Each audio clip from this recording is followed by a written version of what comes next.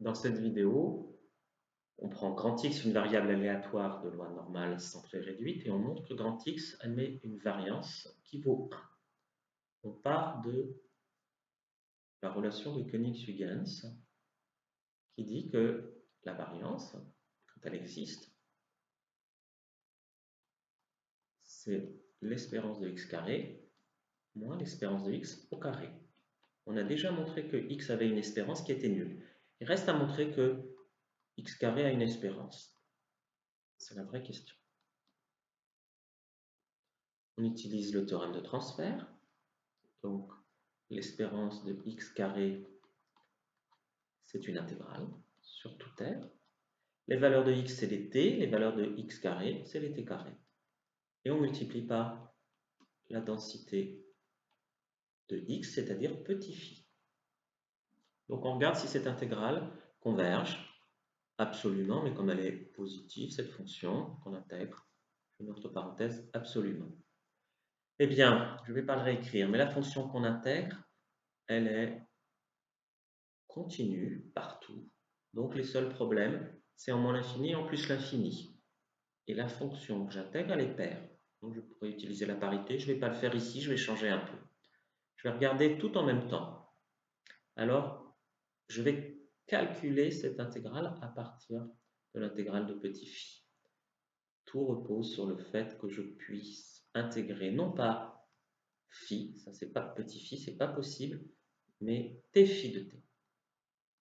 Donc je vais faire une intégration par partie dans t carré phi de t. Mais je ne le fais jamais, pour ma part, avec les bornes infinies. Donc je vais prendre deux bornes réelles, x positif et y négatif. Puis je vais les faire tendre respectivement vers plus l'infini et y vers moins l'infini, indépendamment. Donc on regarde l'intégrale de y à x de t carré phi de t. Et comme je vais faire une intégration par partie, je mets séparément le t que je vais dériver et le t phi de t que je vais intégrer. Ouch. Une petite scorie. J'accède à l'outil gomme. Je gomme. Et voilà.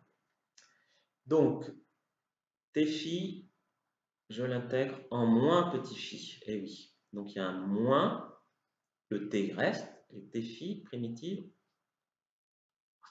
moins petit phi. À prendre entre y et x. Et puis, j'ai un moins de l'intégration par partie. Avec ce moins-là, ça fait plus. L'intégrale de y à x. Cette fois-ci, je dérive petit t. Ça fait 1. Il me reste petit phi. Et voilà. Je regarde mon crochet. X phi de x, c'est 1 sur racine de 2pi. X exponentielle de moins x carré sur 2.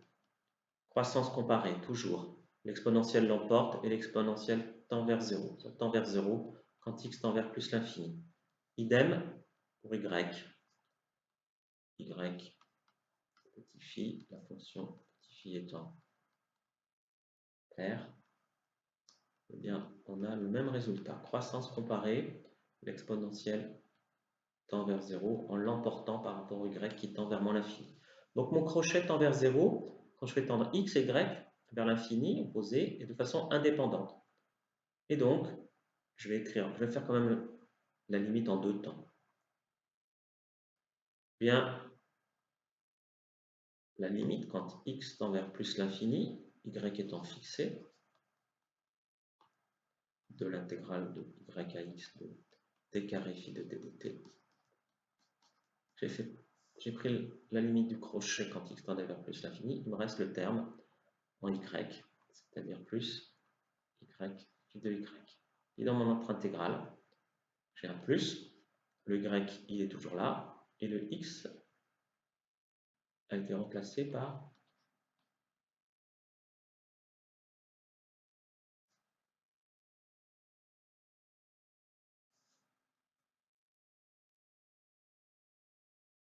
plus l'infini. Ce que j'intègre maintenant, c'est petit phi. Cette intégrale existe, hein, car on sait que l'intégrale sur R de petit phi, elle converge. On a une densité. Et puis maintenant, je prends la limite de cette expression quand y tend vers moins l'infini. En fait, j'ai pris deux limites séparément. Si vous n'aimez pas trop, vous pouvez séparer les intégrales. Ça revient au même. Ce terme-là il tend vers 0, y phi de y. Et puis, y tendant vers moins l'infini, j'ai l'intégrale de moins l'infini à plus l'infini de phi de t dt, petit phi de t dt. Et je sais que c'est une densité petit phi. Je ne sais pas calculer de primitive, mais je sais que son intégrale sur tout R vaut 1. Donc ceci prouve que, eh bien, x carré a une espérance. Puisque cette chose-là, c'est l'intégrale de moins l'infini à plus l'infini de t carré phi de t.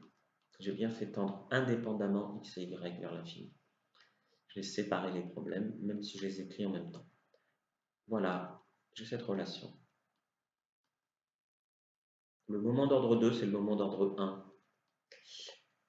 Et ça fait 1. Ça, c'est l'espérance de x carré. Et donc la variance de x, elle existe. Et j'ai la variance, c'est le moment d'ordre 2, c'est-à-dire 1, oups, moins le moment d'ordre 1 au carré. Ça, c'est quand même joli.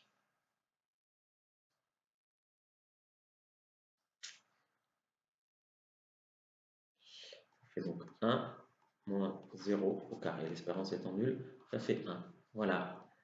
Et quand on écrit x sur une loi normale, 0,1, 0 c'est l'espérance, et 1 c'est la variance. C'est tout.